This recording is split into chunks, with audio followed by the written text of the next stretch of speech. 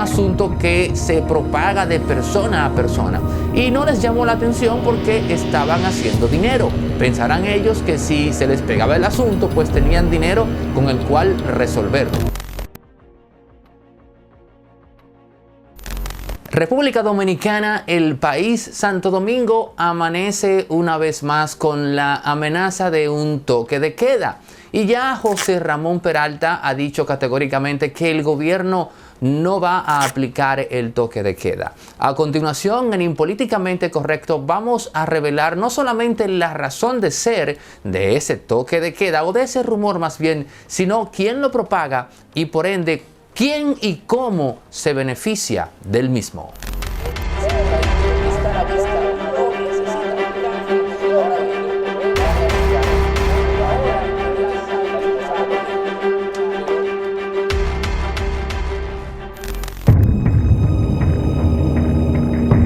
Es irónico e incluso hasta irrisorio que en esta ocasión nos veamos forzados a creerle a José Ramón Peralta en medio de una crisis de credibilidad que aún arrastra el gobierno. Crisis que tuvo su génesis en aquella negación del presidente Danilo Medina a ir a la reelección, para luego presentarse como que no ha pasado nada, como que no ha dicho nada. Pues bien, hay una razón muy contundente e incluso de Estado para asimilar o creer el hecho de que el gobierno no está interesado en lo más mínimo en aplicar un toque de queda 24 horas y que esto solamente podría ocurrir si la situación se nos sale de las manos a un nivel, oiga esto, inimaginado. Lo primero es que hay una presión blanda del sector económico de República Dominicana que no quiere un toque de queda 24 horas. El CONEP, por ejemplo, le dice al gobierno: entendemos lo que está pasando y sabemos que tú estás trabajando, etcétera, etcétera. Diplomáticos en buen dominicano.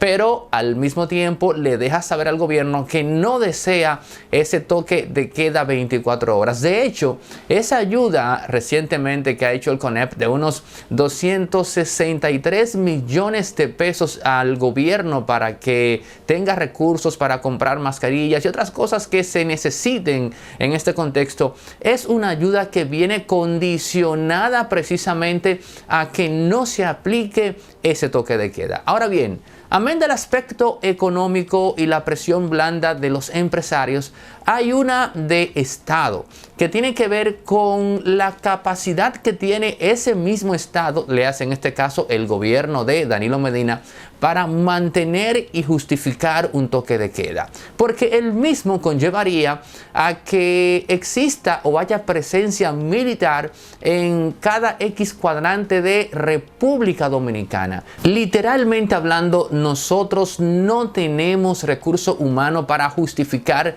la presencia de un militar o un individuo que personifique al Estado en cada 2 o 3 esquinas, porque un toque de queda sin presencia militar no es un toque de queda. Además está el elemento muy aleatorio de que no sabemos cómo la población psicológicamente va a tomar un toque de queda. No es lo mismo llamar al diablo que verlo venir. ¿A qué me refiero con esto? A que incluso en la ciudadanía mucha gente está clamando por un toque de queda 24 horas como una medida de que este asunto corte su propagación.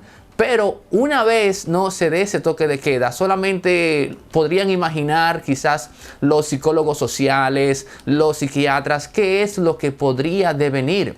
Mucha gente que nunca en su vida ha tenido una crisis de ira, qué sé yo, podría experimentarla en ese contexto. Pero también otros que de repente no creerían en la capacidad que tiene el gobierno, que la tenga o no, que no sé, de llevarle un alimento a su casa para que no salga, va a desoír eso, señores. Y eso podría ocasionar una especie de estampida que no sería para nada agradable en este contexto. En pocas palabras, un toque de queda 24 horas sometería a toda la población dominicana a una tensión, y esa tensión provocar reacciones que simplemente no somos capaces de imaginar a este segundo. Y el gobierno no quiere, por así decir, tener que ver con eso. Entonces, si no es cierto que de momento el gobierno quiere aplicar un toque de queda, ¿por qué razón la gente sigue escuchando eso y lo cree? Punto número 1. Yo había dicho al principio que tomen en cuenta que este rumor de toque de queda siempre se da un domingo, no domingo para lunes. Y había dicho que ese es un factor muy revelador por lo siguiente. Fíjense en lo segundo.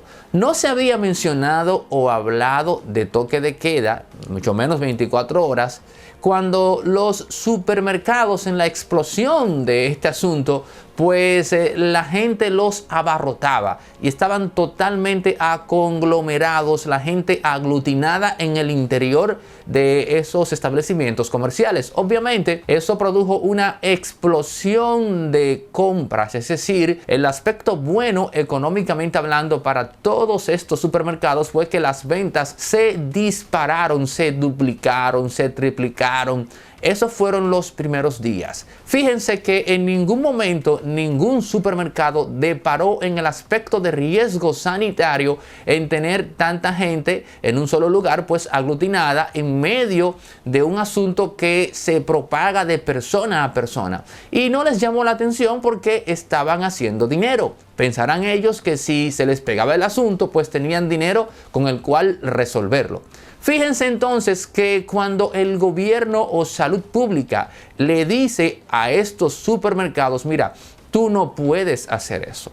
Tú tienes que regularme la entrada de la gente, regulármela hacia el interior de tu recinto. Tú no puedes tenerme la gente aglutinada. Eso es imposible, no es sostenible, no me hagas eso. Salud pública, el gobierno obliga a los supermercados a que tengan un filtro de que deben entrar cada X cantidad de personas cada tantos minutos, de forma que en el espacio interior haya holgura y la gente pueda desplazarse una con respecto de la otra sin tener que estar a una distancia que se comprometa a que si fulano tiene el patógeno, pues simplemente se lo pase a mengano. En ese momento las ventas de los supermercados obviamente bajan en comparación a los primeros días, pero también bajan en comparación a las ventas a nivel normal en cualquier día, ¿no?, cotidiano. Entonces, ¿qué ocurre? Que de inmediato los intereses económicos de los supermercados se ven comprometidos. Había que crear una forma, un mecanismo que no solo garantice que la gente acuda masivamente a los supermercados, sino también que cree pánico.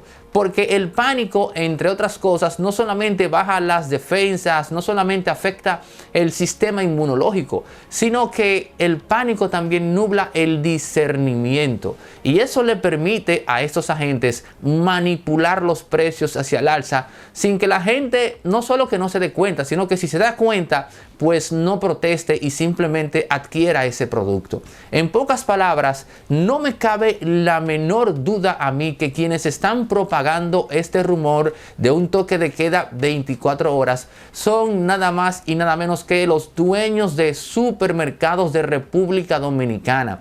Y con eso suscitan no solamente el pánico, sino cierta manipulación de los precios, pero antes que todo eso, garantizan que en un contexto de regulación de gente hacia los super, pues las ventas se mantengan o suban. Porque ¿cuál es la dinámica?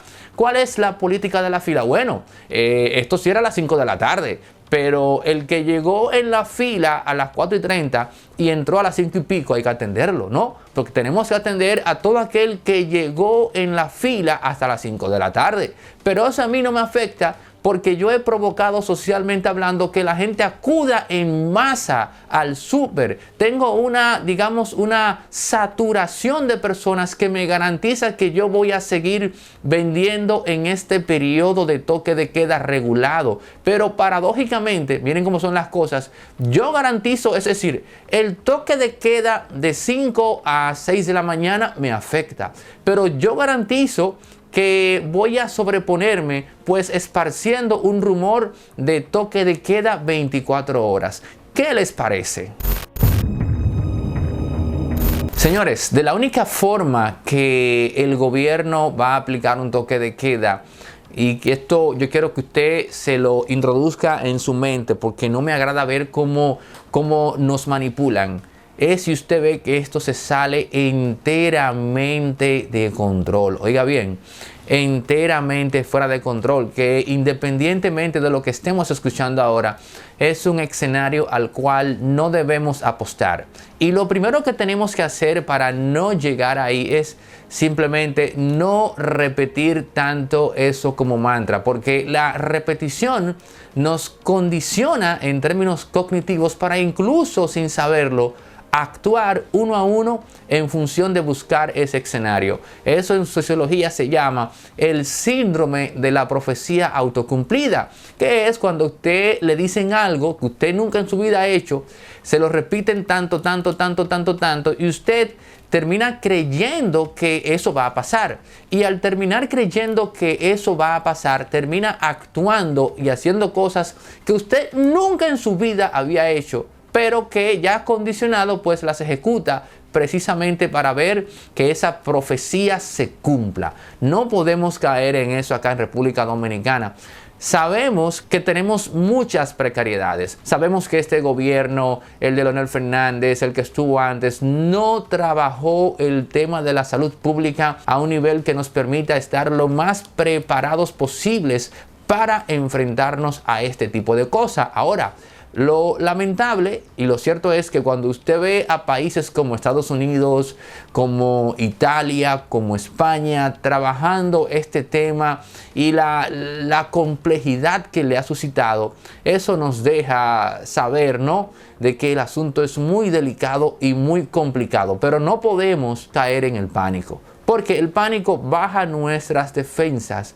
Pero como lo dije anteriormente, tan importante como eso es que nos nubla la capacidad de razonar. Y lo último que podemos perder en este contexto es la razón. Si te gustó, para más comentarios como este, suscríbete si no lo has hecho. Activa la campanita y comparte estos contenidos. Muy pronto, Impolíticamente Correcto vienen con una plataforma alterna para tratar y analizar los temas del resto del mundo. Impolíticamente Correcto Global. Espéralo muy pronto en esa plataforma. Analizaremos solamente temas del resto del mundo, mientras por acá nos mantenemos analizando los temas de República Dominicana.